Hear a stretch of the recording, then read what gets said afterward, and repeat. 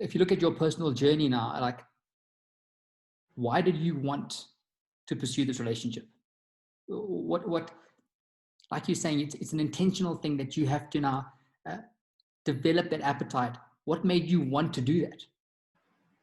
I think, to be honest, I can't say I always pursued God. I think God continued to pursue me, and it was that endless pursuit. I think even, I'll be honest, man, like some of the great moments, because I wanted to never do ministry. There's a period of time I hated the church. It's hard to even imagine. I hated the entity called the church. You can't love Christ and hate his church, but I did. I never wanted to do ministry. Pastor would have been a very derogatory term for me. And so what's crazy is, this is what God had for me. And this is where God was. And then I took my own journey away from him.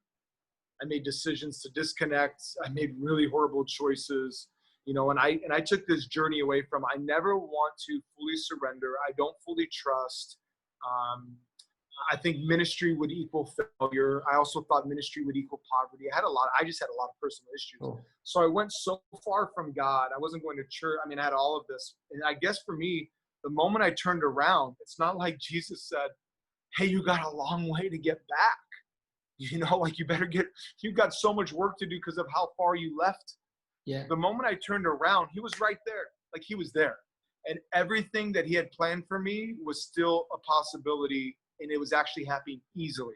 And I just started sitting here being like, you're too good.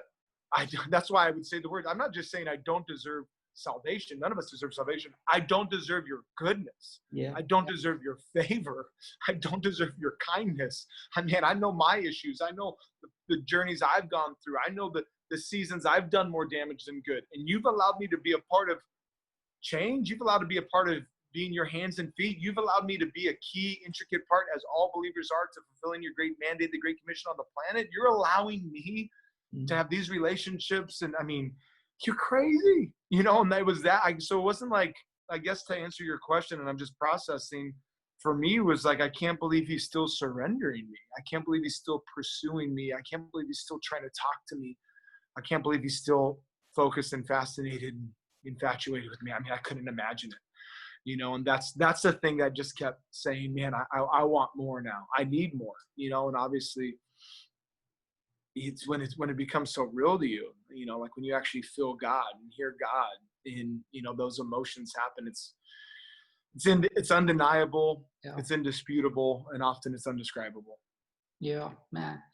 I think it is that. I think it's just that response to how good God has been. I think when we have that perspective and we actually start noticing and we're aware of how good God has been, I think that response is always, I need to give my life. I need to make sure my life is an offering, to God. So as you've gone on this journey and developed the appetite, pushed through, experienced God's goodness and how he's pursued you, what does this intimacy with God look like for you now? How would you describe this intimacy that you experience with God? It feels for me, and it is different for everyone. I do believe God reveals himself differently, to everyone, and how people can hear and in their language and in their context and in their culture. But for me, it feels extremely intimate. It feels like a deep, endless relationship, and I still can't believe, I guess for me, I just I'm a practical guy, and I'm taking a lot of it at face value. So I can't process the creator of the universe, the infinite one who time cannot contain, the God who carved the heavens with a breath, has no equal, has no rival, the undefeated reigning champion of humanity, with every need out there, omnipresent, all powerful, all knowing. I can't believe that this God leans in to listen to me. Yeah. And not just my praise and not just my prayers, but my pain and my complaints and my pride. I can't believe he listens. I can't believe he continues to show up. I can't believe he doesn't go absent. So for me, that intimacy feels like I'm aware of who I am and who he is. And I can't believe this person wants to have consistent, constant relationship with me. And he wants to open the door if I knock, and he wants to answer the questions when I ask, and he wants to, give me the wisdom that I need. And I can't, so that's what it feels like to me. I mean, I got to be honest, man, it really is everything. Like I probably haven't processed it until this conversation in a while. That's why I was getting emotional. It's like, what is intimacy with God like? I'm just like, I can't believe I have it. I can't believe.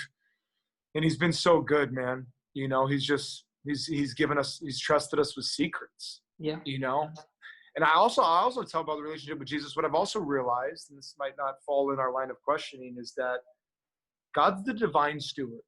So he doesn't pour out what can't be contained. So he doesn't give us all of him immediately. He doesn't give us all, of his revelation immediately.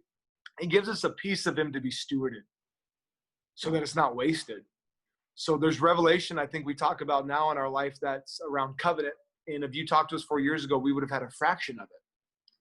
But because he gave us a fraction of a truth to steward, to apply, to develop, and then we moved towards that model, then he gave us another layer of it. And we steward it, then another layer of it. So this level of intimacy too is like, can he trust you with himself, to steward it?